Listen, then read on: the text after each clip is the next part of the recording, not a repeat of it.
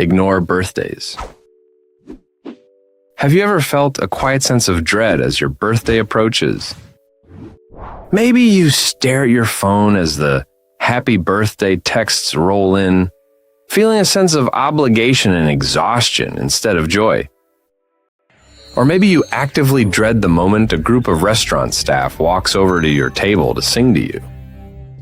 For many people, the instinct is to intentionally treat the day like just another normal Tuesday. Society tells us that if you don't want to celebrate your birthday, you must be lonely.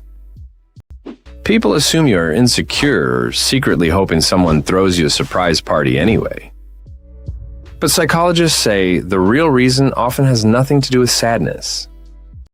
Instead, it is a story about attention, pressure, and how your nervous system handles expectations. Preferring a quiet birthday is rarely a cry for help. It is usually a highly valid response to the cultural pressure and social fatigue. 1. Avoiding the spotlight effect. Imagine opening a gift in front of a group of people. You might feel your heart race because you have to perform the perfect, grateful reaction. You worry that your natural smile doesn't look happy enough.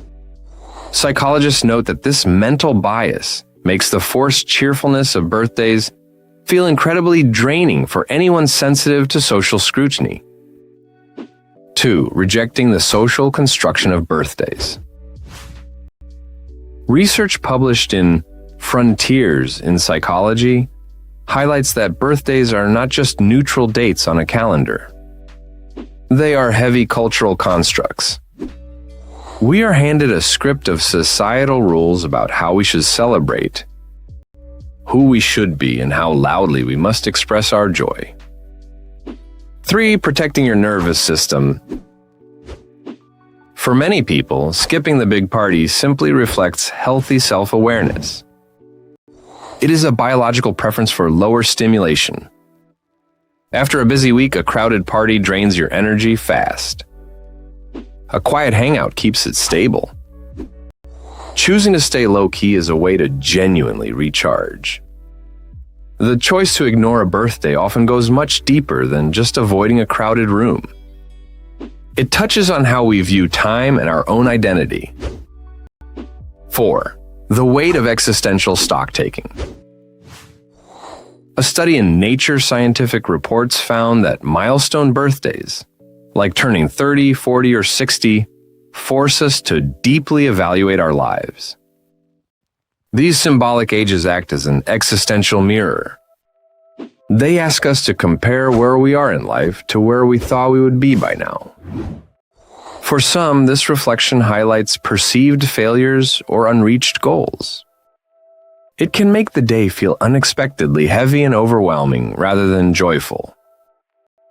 5. Valuing private milestones. People who keep their birthdays low-key often prefer internal validation over external performance. They might choose a quiet morning walk, a single slice of cake, or writing a note to their future self. They find that a private ritual feels far more authentic than a public spectacle. Because society expects a loud celebration, the quiet approach is frequently misread. People assume that if you skip the party, you are antisocial or bitter. But this behavior is actually a fork in the road. The exact same action can come from two very different motives. Most of the time, choosing a quiet day reflects quiet confidence. It is the ability to set a boundary and say, I don't need external validation to know my life matters. But we must also acknowledge the other side of the coin. 6. The reality of the birthday blues. Sometimes ignoring a birthday truly is a form of avoidance.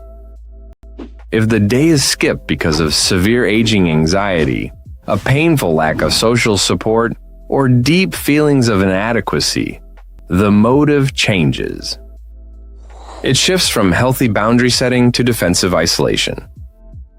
The motivation matters more than the action. It is the subtle but vital difference between retreating to recharge and retreating to hide. Final takeaway. Ultimately, you don't owe anyone a performance on the day you were born. Whether you want a massive party, a quiet dinner with one friend, or just a normal Tuesday where nobody mentions it at all, the choice is yours. The best way to celebrate your life is in whatever way makes you feel most like yourself. Some quiet habits carry real meaning,